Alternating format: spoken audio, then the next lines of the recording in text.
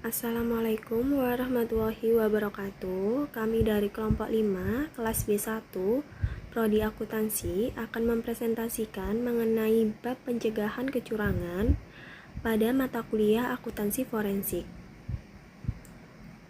Saya Nirma Mufaida, NIM 20, beserta teman-teman saya, Enda Kusuma, NIM 6, Lailatul Mufida, NIM 11, Adinda Latifatul, NIM 23, Miftahul Jannah, NIM 32, dan Ika Oktavia, NIM 58.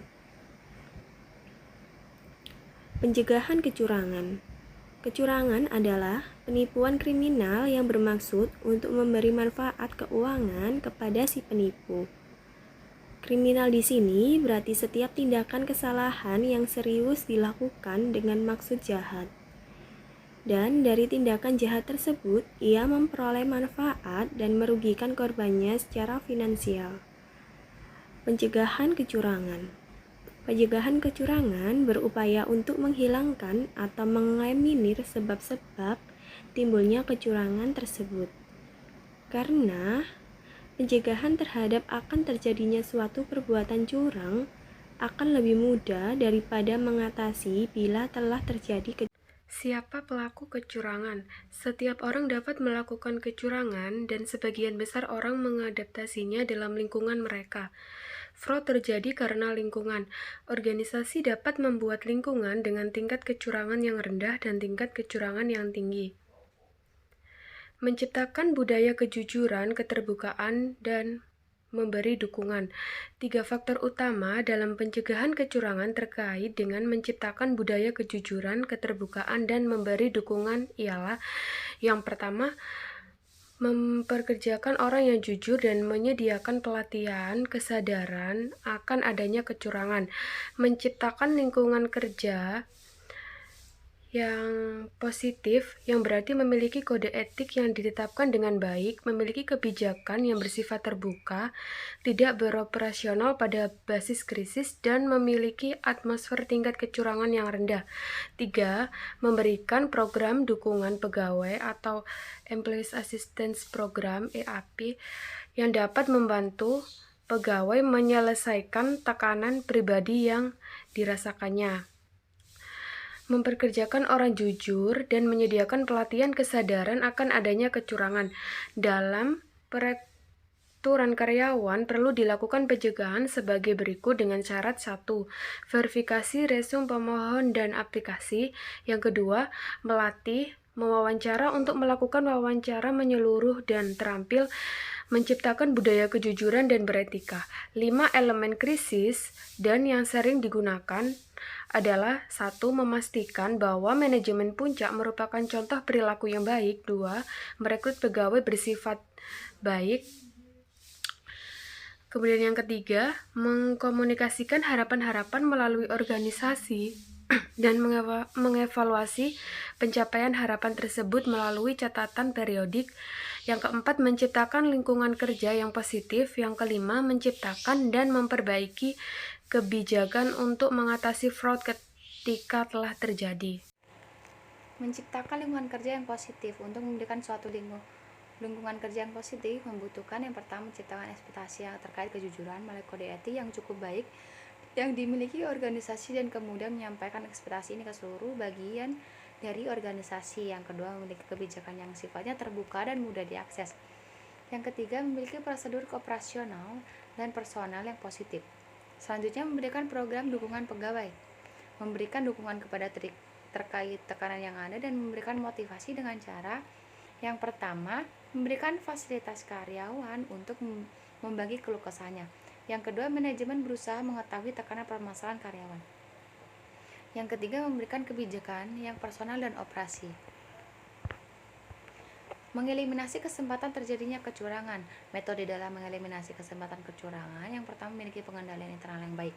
Cara yang paling umum digunakan untuk mencegah kecurangan adalah dengan memiliki sistem pengendalian yang baik. Komite sponsoring organization. Terkait kerangka kerja pengendalian internal organisasi sebaiknya mencakup lingkungan pengendalian yang baik, sistem akuntansi yang baik, aktivitas pengendalian yang baik, pengawasan dan komunikasi informasi yang baik. Lingkungan pengendalian adalah inti keseluruhan organisasi yang diciptakan manajemen. Yang kedua, memperkecil kerjasama di antara pegawai dan pelanggan atau pemasok yang menginformasikan secara jelas kepada pemasok dan pihak luar perusahaan mengenai kebijakan perusahaan terkait kecurangan. Penelitian empiris telah menunjukkan bahwa sekitar 71% dari semua kecurangan dilakukan secara individu yang bertindak sendiri, dan sisanya 29% kecurangan yang melibatkan jumlah yang sangat besar. Hal itu dikarenakan kecurangan kerjasama seringkali lebih lambat berkembang dibandingkan kecurangan individu. Saat ini, dua tren terbaru dalam bisnis telah meningkatkan jumlah kecurangan yang kondusif. Meningkatnya kompleksitas bisnis, meningkatnya frekuensi aliansi. Kelemahan dari kerjasama kecurangan antara pemasok dari pelanggan adalah hanya memiliki satu atau dua kontrak dengan perusahaan atau sering terintimidasi gratifikasi ilegal.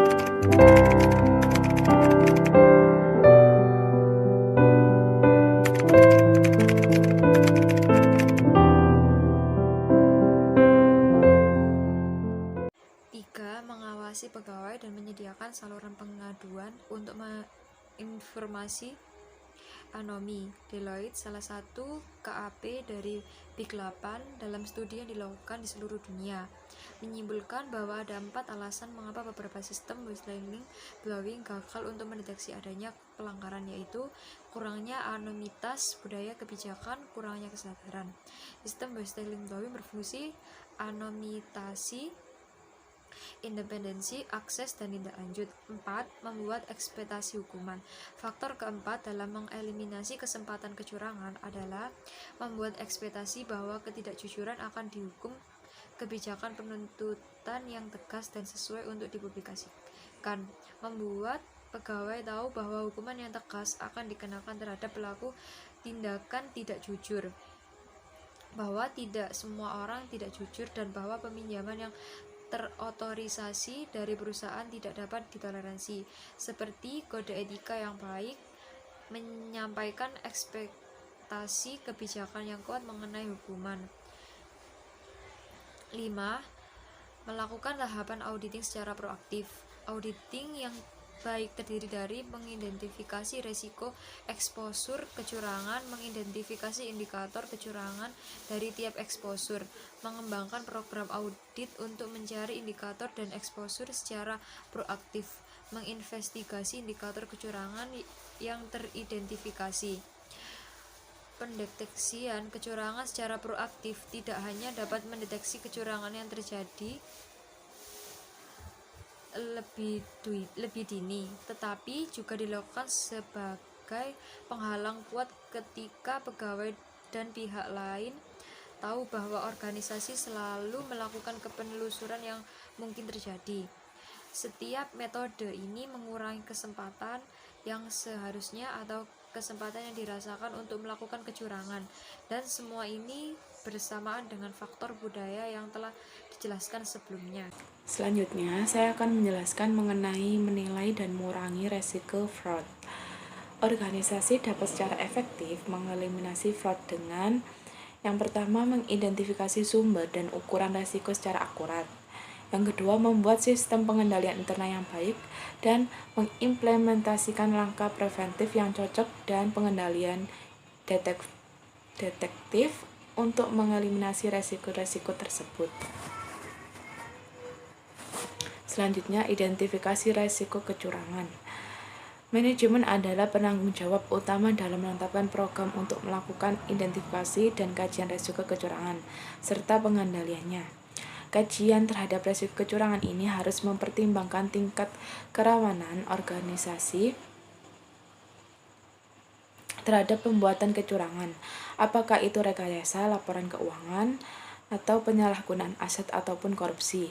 Kemudian juga dianalisa dampak yang mungkin ditimbulkan, apakah menimbulkan kerugian material ataukah berdampak pada penyimpangan laporan keuangan. Dan proses pelaksanaan identifikasi dan kajian risiko kecurangan juga harus disesuaikan dengan kompleksitas organisasi. Semakin kompleks dan besar organisasinya, proses yang dilakukan semakin formal, rinci, dan teliti. Perlu disadari bahwa kecurangan dapat terjadi di segala jenis organisasi, baik yang besar maupun yang kecil, dan dapat dilakukan oleh semua orang bila kesempatan tersebut tersedia. Oleh karena itu, manajemen harus meningkatkan kesadaran anti kecurangan pada semua karyawan dan melakukan program pengendalian yang baik. Saya Adinda akan melanjutkan presentasinya, yaitu pendekatan komprehensif untuk memerangi kecurangan. Pendekatan komprehensif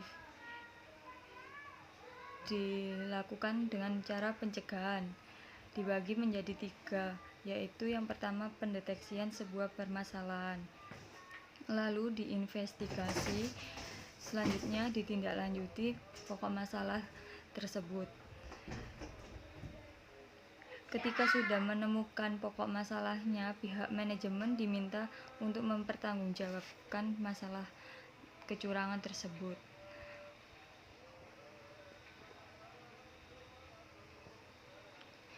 Organisasi dan kecurangan model saat ini. Model ini ditandai dengan 4 tahapan.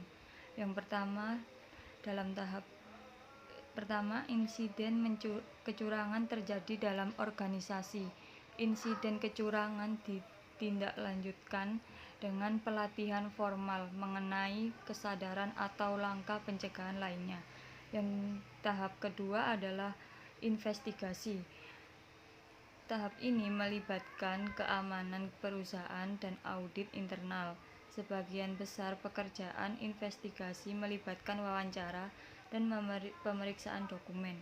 Investigasi dapat mengarahkan pada penyelesaian, tetapi mungkin juga tidak membutuhkan waktu yang lama. Tahap ketiga, setelah diinvestigasi selesai permasalahan, perusahaan harus memutuskan tindakan apa yang harus diambil terkait pelaku. Yang tahap keempat melibatkan penutupan dokumen, penyelesaian prosedur yang belum sepenuhnya selesai dikerjakan, penggantian pegawai, mungkin implementasi berupa pengendalian baru, dan penyelesaian permasalahan. Terima kasih.